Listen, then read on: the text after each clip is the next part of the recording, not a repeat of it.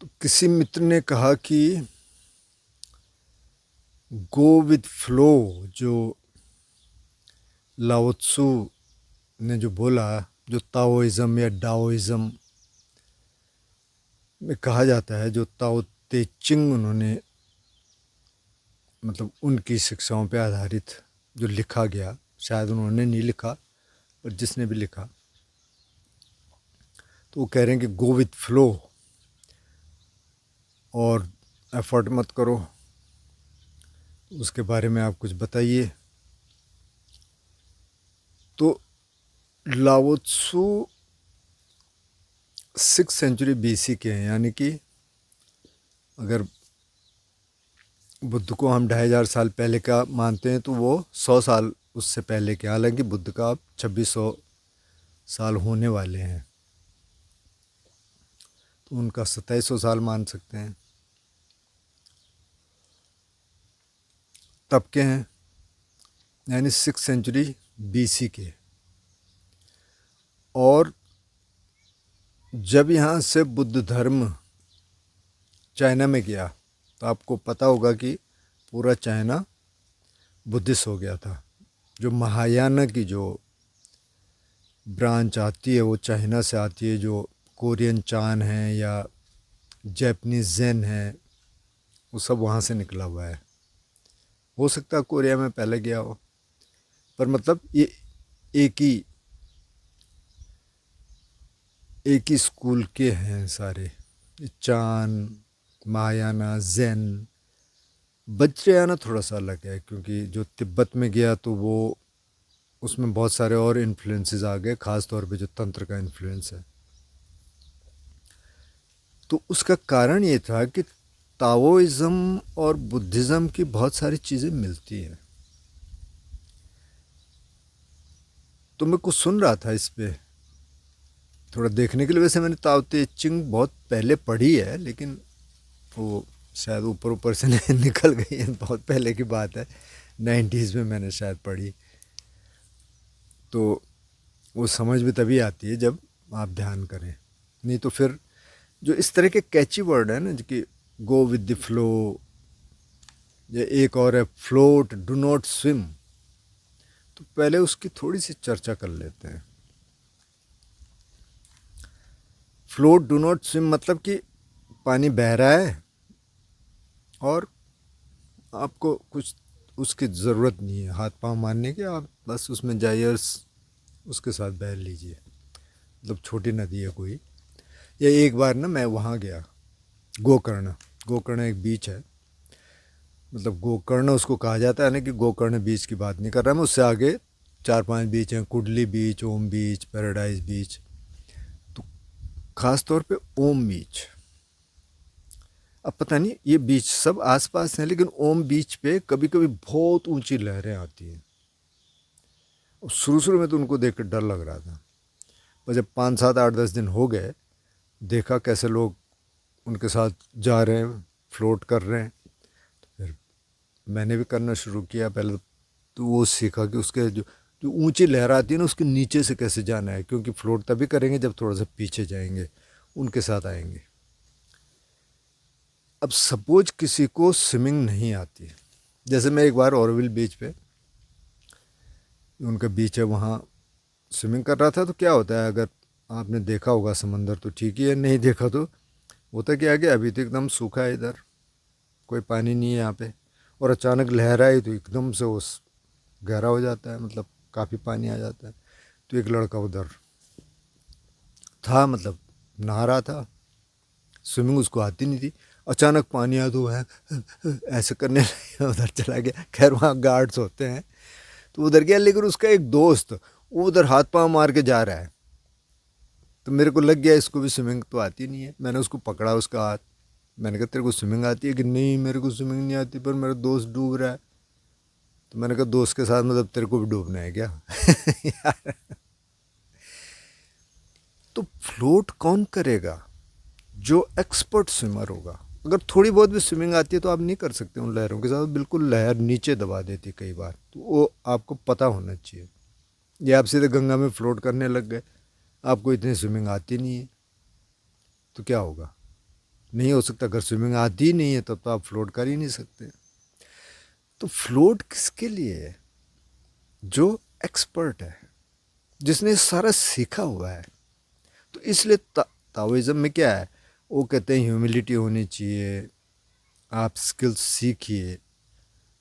इसीलिए शायद ये जो एक्यूप्रेशर है, एक्यूपंक्चर है, ताइची है, ये सब वहाँ डेवलप हुआ चाइना में। जैसे हमारे यहाँ योगा डेवलप हुआ, आसन है, प्राणायाम है, आयुर्वेदा है कि आप अपना इलाज खुद करिए, अपने को जानिए, वही वहाँ भी था चाइना में। तो अब जैसे एक्यूप्रेशर है कि आप प्रेशर पॉइंट्स दबाइए, कुछ कुछ चीज़ें, काफ़ी चीज़ें आप उससे ठीक कर लेंगे। ताइची कर लीजिए, ताइची और योगा काफ़ी आसपास की चीज़ें हैं जो योगासन है। अपने को आप स्वस्थ रखिए, थोड़ा बहुत जो रिसोर्सेज चाहिए आपको वो आपके पास हैं, उसके बाद लेट इट गो, फिर आप फ्लो में आ गए। तब अब जिसको कुछ पता ही नहीं है और उस सीधे जंप कर दे गंगा में कि मेरे को तो फ्लोट करना है, डू नॉट स्विम, मैं फ्लोट करूँगा, क्या होगा भाई? डूबेगा ना। तो ये जो कैची वर्ड है ना, इनके पीछे क्या है वो देखना बहुत ज़रूरी है। तो किसके लिए लाओ त्सु कह रहे हैं? जिसकी ट्रेनिंग हो चुकी है। अब बुद्ध क्या कह रहे हैं? बुद्ध तो वही कह रहे हैं ना कि ट्रेनिंग करनी पड़ती है भाई। तब लाओ त्सु कह रहे हैं कि डोंट फोर्स थिंग्स, फोर्स मत करो, लेट इट हैपन। वहीं से निकला कि फ्लो में चलिए। तो कह रहे फोर्स मत करो भाई। अब जैसे मैं इधर हूँ, मैं अपना ही उदाहरण देख रहा था, इधर आए तो कल परसों ट्रैक्टर लगा, कल या परसों, कल शायद, और मुझे 3 महीने हो गए इधर पूरे। और दोस्त से बातचीत हुई कि आप करना, ये करना चाहते हैं कि हाँ हाँ मैं तो यार ये करना चाहता हूँ, तुम आ जाओ। क्योंकि वो उनका भी विज़न यही था कि कुछ इस तरह का, इस तरह की जगह होनी चाहिए जहाँ लोग आ सकें, गेट टुगेदर हो सके, काउंसलिंग कर सकें, जो जिनको ज़रूरत है। आज भी वो देहरादून गए हैं तो वहाँ भी वो काउंसलिंग कर रहे हैं। कोई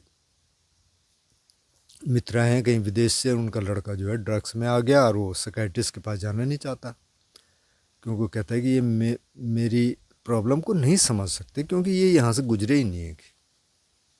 तो फिर उस महिला ने इनसे बात की तो इन्होंने कहा भाई हमारी शेयरिंग का तरीका ही यही है कि पहले हम अपने बारे में बताते हैं कि हम यहाँ थे, हम एडिक्शन में थे, कैसे निकले। तो उसने अपने बेटे को कहा, तो उसने कहा कि हाँ मैं उनसे बात करूँगा। क्योंकि जब आप पहले शेयरिंग करेंगे, अब नहीं तो आप यहाँ से बोल रहे हैं कि नहीं ऐसा नहीं करना चाहिए, ये करो वो करो वो करो, तो दूसरे को लगता है यार इसको तो कुछ पता ही नहीं है, ये तो उधर से गुजरा ही नहीं है।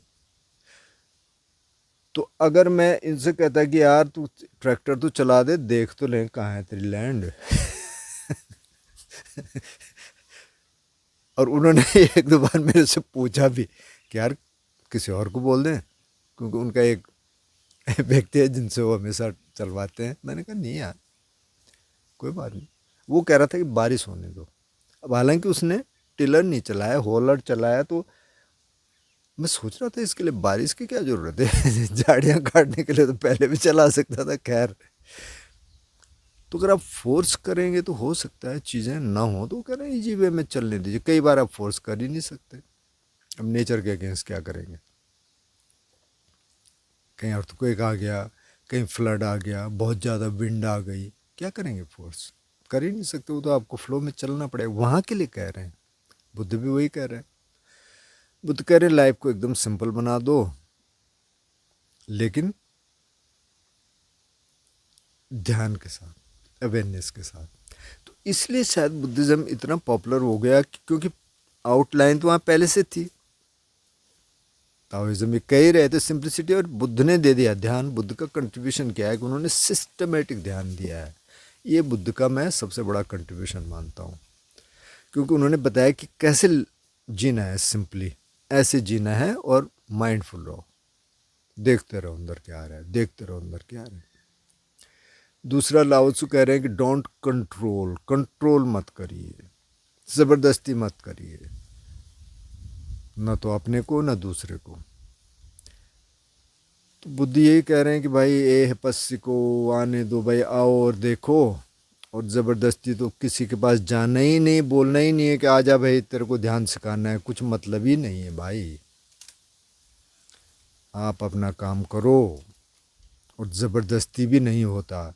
ऐसा नहीं है कि आप भिक्षु बन गए और फिर आप में अर्जी जाने लग गई तो आप बस जन्म भर के लिए हो गए। उनमें जा सकते हो भाई, जाओ वापस, कोई दिक्कत नहीं है। यहाँ नहीं हो पा रहा है, वापस जाइए। ऐसे कंट्रोल नहीं करना है, संयम करना है। चक्षुना संवरो साधु साधु सोते न संवरो, मतलब संवर, संयम। और वो धीरे धीरे सीखना पड़ेगा। तो जो 6 सेंसेस का है ना, कि आँख ने कुछ देखा, दृश्य, वहाँ से संयोजन बना, उस संयोजन को अगर हम देख लिया, वो वहाँ से संयम आएगा, दबाने से नहीं आएगा। तो वही वही लाओ त्सु कह रहे हैं कि दबाने से नहीं आएगा। तीसरा लाओ त्सु कह रहे हैं कि कंटेंटमेंट, संतोष, संतोष होना चाहिए। इनफ इज इनफ, जितना है ठीक है, आपका काम चल रहा ठीक है। बुद्ध का सारा ही कंटेनमेंट का रास्ता है। वो कहते हैं जो अब वो भिक्षु के संदर्भ में कह रहे हैं, जो आपको मिल जाए खाना वो स्वीकार कर लीजिए। जिस तरह के रोप्स हैं, उस समय तो अब कपड़ा बहुत मुश्किल था, हाथ से बनता था सब कुछ, सिला भी हाथ से जाता था, मशीन तो थी नहीं। तो टुकड़े टुकड़े बना के वो अपने रोब बनाते थे। तो अगर किसी को एक नया रोब मिल गया, नया चीवर मिल गया, तो बहुत बड़ी बात हो गई। तो इसलिए वो कहते हैं जो है ठीक है, ये गृहस्थ के लिए जितना है ठीक है, कमा लो, आप एफर्ट डाल लो, पर अपने को don't over burden your self. एक लाओ चुका है कि ऐसे नहीं कि बस मेरे को चेयर वो चेयर वो चेयर, ठीक है। तो वही बुद्ध कह रहे हैं भाई, क्रेविंग नहीं होनी चाहिए। सारी बात वही हो रही है कि क्रेविंग ही आपकी दुख की जननी है। तृष्णा दुख की जननी है, तृष्णा से दुख आता है, क्रेविंग नहीं। लाओ त्सु भी कह रहे हैं कि सिंप्लिसिटी, सिंपल हो जाओ और फिर फ्लो में जियो। तो जब सिंप्लिसिटी, आसान काम नहीं है।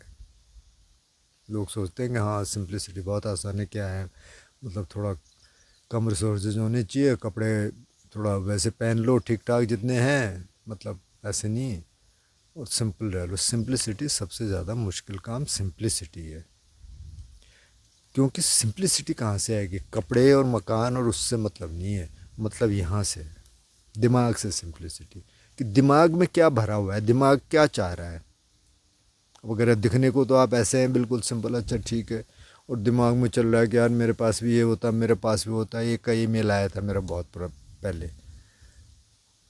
कि सर मैं तो मतलब ज़्यादा ऐसे कमा भी नहीं पाया, मैंने सोचा मेरा स्पिरिचुअल रास्ता है, पर न तो मैं इधर कुछ कर पाया न मैं उधर कुछ कर पाया। पता नहीं अब स्पिरिचुअल में क्या लोग सोचते हैं क्या करना है यार, क्या पाना है। और मैं तो इससे अच्छा तो मैं तो कमा ही लेता। तो आजकल, आज तक मेरी भी कोठियाँ होती है, वो होता।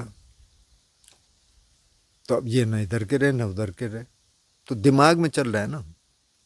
तो आप कह रहे, अगर आप ये सोचेंगे जिसके पास रिसोर्सेज कम है वो सिंपल होगा, तो गरीब आदमी सिंपल होना चाहिए उसके हिसाब से। तो ऐसा है क्या? तो अब गरीब से पूछेंगे तो कहेंगे अरे कहाँ, हमारे तो भाग्य खराब हैं, फूट गए, मतलब कुछ मिल नहीं रहा है देखो वो कितना कमा रहे हैं और वो क्या हो रहा है। तो सिंप्लिसिटी वो तो बाई फोर्स है कि अब उसके पास है ही नहीं, तो अब कहाँ से इतने कपड़े पहनेगा या गाड़ियाँ खरीदेगा? उसके पास है नहीं, कमा नहीं रहा, उसके भी कुछ कारण होंगे। तो वो सिंप्लिसिटी नहीं है, सिंप्लिसिटी यहाँ की है। जैसे जनक का उदाहरण बार बार दिया जाता है कि राजा था लेकिन सिंप्लिसिटी में रहता था। और नॉन क्लिंगिंग, लाओत्सु कह रहे हैं कि don't cling to anything. Buddha का सारा मार्ग ही नॉन क्लिंगिंग का। वो तो कह रहे हैं ना, पंच उपादान खंदा, ये जो 5 स्कंद हैं, शरीर है और मन के 4 हिस्से हैं, संज्ञा वेदना संखार विज्ञान, ये सारे क्लिंगिंग के स्कंद हैं, उपादान खंड। इनसे आपको चिपकाव नहीं रखना है, इनसे आपको धीरे धीरे धीरे धीरे इसको समझ के थोड़ा सा डिस्टेंस बना के रहो कि ये मेरा है, मेरा है, आपका कुछ नहीं है। वही लाओत्सु कह रहे हैं। तो इसलिए वहाँ बुद्धिज़्म बहुत हिट हो गया, क्योंकि पहले से लोगों, तो लोगों की साइकी में था। अब बुद्ध के यहाँ ध्यान आ गया कि कैसे करना है। पहले ध्यान करो भाई, माइंडफुल रहो, तब आपको पता चलेगा कि अंदर क्या चल रहा है। हर समय आपको पता रहेगा अंदर क्या चल रहा है, तो ये सारी जो चीज़ें हैं, जो बातें लाओ त्सु बता रहे हैं, वो आसान हो जाएगा। तो ऐसा हुआ, इसलिए वहाँ हिट हो गया।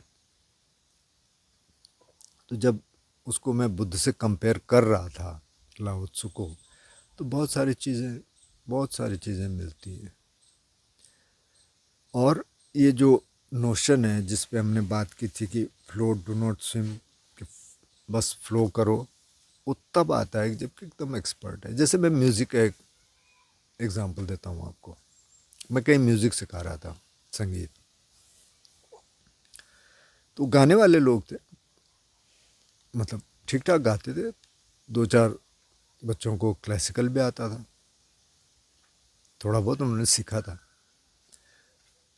तो मैंने कहा ठीक है, आप, उन्होंने कहा हमको और सीखना है, थोड़ा सा क्लासिकल आप सिखाइए। मैंने कहा ठीक है भाई, मेरा तरीका थोड़ा अलग है लेकिन सीखते हैं, ठीक है। तो अब मैं सीधे अलापचारी करने लग गया कि अच्छा ठीक है, यमन कल्याण है, आपने सीखा हुआ है, अब इसमें सीधे अलाप करते हैं, आप अलाप करिए। तो हो ही नहीं पाया। और मैं सोच रहा हूँ कि इनको आता तो है यमन यमन गाते हैं, इनके 1-2 बंदिशें भी गाते हैं, थोड़े बहुत ताने भी गाते हैं, सरगम ताने। तो ये क्यों नहीं कर पा रहे? तो उस स्तर पे जाने के लिए आपको बहुत समझना पड़ेगा, बहुत गाना पड़ेगा कि वहाँ फिर फ्लो करे। फिर आप ये नहीं देख रहे हैं कि ये अच्छा आलाप लग रहा है कि नहीं लग रहा, सब अच्छा ही है, सब ठीक है। लेकिन उस फ्लो में आने के लिए आपको एक्सपीरियंस चाहिए। ऐसे नहीं होता कि आपने आरोह अवरोह सीख लिया किसी राग का, और थोड़ा एक आध बंदिश सीख लिए, थोड़ा सरगम तान सीख लिया, और अब आप जो है अलापचारी करने लग जाएंगे। बहुत मुश्किल है, सबसे मुश्किल वो अलापचारी ही है। बाकी तान भी है, लेकिन तान इतनी महत्वपूर्ण नहीं है। तो उस फ्लो में आने के लिए आपको पहले ट्रेनिंग चाहिए। तो ये जो फ्लो है, जो फ्लोट डू नॉट स्विम, या एकदम फ्लो में चलिए जहाँ लाइफ ले जा रही है, जैसे बुद्ध इस भाषा का प्रयोग नहीं करते, लेकिन जो लाओ त्सु कह रहे हैं कि हारमनी विद नेचर, तो हारमनी विद नेचर तो आपको रहना पड़ेगा। नहीं रहेंगे तो आप स्ट्रगल करेंगे, सारी समस्याएं तो उससे आ रही हैं। जब हम नेचर, हम चाहते हैं कि अब जंगल काट के वहाँ से हम जंगलों को उसको भी यूज कर लें, लकड़ी भी यूज कर रहे हैं, कहीं मिनरल्स हैं तो उसकी भी खुदाई कर रहे हैं। अभी अरावली का जो मुद्दा चल रहा था, या बहुत सारे मुद्दे ऐसे चलते रहते हैं पूरी दुनिया में, वहाँ से हम ये ले लें, यहाँ से हम क्यों ले लें, क्योंकि हमारी ज़रूरतें हैं। अगर हम ज़रूरतें अपनी देखें कि यार इतनी ज़रूरत है क्या, कोई बिलियनियर है मतलब, और वो रुपया है, इतने एसेट्स हैं, उसको ज़रूरत है इतनी क्या, उससे थोड़ा कम में काम चला लो चल जाएगा। तो अरे ऐसे बहुत लोग होंगे। तो अगर आप सिंपल हो गए, थोड़ा सा नेचर के साथ हारमनी में आ गए, तो वही बुद्ध कह रहे हैं, वही लाओ त्सु कह रहे हैं। बुद्ध का प्लस पॉइंट ये है कि इसमें ध्यान है।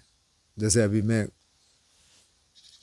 1-2 क्लिप देख रहा था कि किसी बाबा ने किसी और बाबा के खिलाफ बोल दिया, और किसी ने मेरे से पूछ दिया एक्चुअली उन बाबा के बारे में कि मैं उनको सुनती हूँ और ऐसा ऐसा है। तो मैंने अपने विचार रख लिए उनके पास। तो वो कह रहे हैं कि अच्छा आपने तो ऐसे बोल दिया।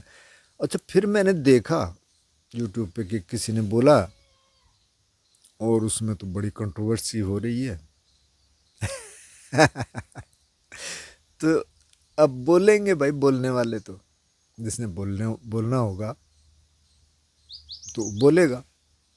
तो कई बार उस सुनने में दिक्कत होती है, लेकिन जो भी बोल रहे हैं और जिसके बारे में बोल रहे हैं, और जितने जितने चल रहे हैं अभी, जितने बड़े बड़े बाबा लोग हैं, सारी मेडिटेशंस बुद्धिस्ट मेडिटेशन से निकली हुई हैं। सांस, वो सांस को इस तरह से देख लो, सांस के बाद ऐसे कर लो, जो भी कर लो उसमें सांस तो है। अब ये जो कर रहे हैं जितने भी बाबा हैं, सांस क्या है उनके पास, या मंत्र है, तो चलो मंत्र तो पहले से चल ही रहा था, तो उन्होंने उसको अपना नाम दे दिया। किसी ने कह दिया ये फलानी चीज़ें फलानी चीज़ें अपना नाम दे दिया। अब है क्या वो जो बुद्धिस्ट मेडिटेशन है, जो आनापान है, एक हिस्सा है। जो रेगुलर व्यूअर्स हैं उनको पता है, हम अभी अभी हमने उस सत्यपठान किया। तो बुद्ध तो बहुत बहुत सारे तरीके बता दिए, तो ये एक छोटा अंश है उसका। आनापान बहुत महत्वपूर्ण है लेकिन एक छोटा है, बाकी तो सब छोड़ दिया उन्होंने। मतलब उन्होंने देखा ही नहीं वो सिस्टम, उन्होंने तो इसको ले लिया और अपनी दुकान चलाने लग गए। सारे दुकान चला रहे हैं। जिस बाबा ने जिस बाबा के खिलाफ बोला, वो बाबा भी बड़ी दुकान चलाते थे, ये भी बड़ी दुकान चला रहे हैं। और ये कोई नहीं बोलता कि हमने बुद्ध से लिया साहब, ये सूत्र बुद्ध के हैं, वहाँ से लिया। और लोग रिएक्ट करते रहते हैं, लोगों को पता है नहीं। जो उनको फॉलो करते हैं रिएक्ट करते हैं, कैसे बोल दिया यार, कैसे बोल दिया यार। भाई सब वो बुद्धिस्ट मेडिटेशन से आ रहे हैं। तो इसलिए चाइना में जो बुद्धिज़्म इतना पॉपुलर हुआ और बहुत कई सेंचुरीज तक वहाँ बुद्धिज़्म रहा, अभी भी है। अब ये अंडरस्टैंडिंग लोगों की ये होती है कि वहाँ कम्युनिज्म आने के बाद बुद्धिज़्म ख़त्म हो गया, ऐसा हुआ नहीं। मतलब कोशिश पूरी हुई। मोनेस्ट्रीज़ को तोड़ा गया, तिब्बत में तोड़ा गया। तिब्बत की तो खैर अभी की बात है, लेकिन उससे पहले। लेकिन बुद्धिज़्म तो वहाँ अभी भी है, तो सीक्रेटली लोग प्रैक्टिस करते रहे। अभी और बहुत सारी मोनेस्ट्रीज़ हैं, चाइनीज़ मोनेस्ट्रीज़, जैसे यूएस में बहुत हैं, और जगह भी होंगी। तो वहाँ अभी भी प्रैक्टिस किया जाता है, अंदर है। अब थोड़ा सा शायद ये लिबरल हुए हैं जो कम्युनिस्ट पार्टी है, तो अभी थोड़ा सा प्रैक्टिस बढ़ेगी शायद। तो अभी भी है। तो उसका कारण यही है कि ये बहुत आपस में मिलते जुलते थे। तो इसलिए आप ध्यान करते रहें। जिन्होंने करना शुरू नहीं किया वो करना शुरू कर दें। अगर यहाँ तक आपने वीडियो देख लिया है, जो ध्यान नहीं करने वाले हैं, क्योंकि ऐसे इसके लिए भी हिम्मत चाहिए और समझ भी आना चाहिए। समझ भी तभी आएगा जब थोड़ा बहुत आपको पता होगा। तो ध्यान करने से चीज़ें बहुत जल्दी समझ आएंगी, तो ध्यान ज़रूर करें।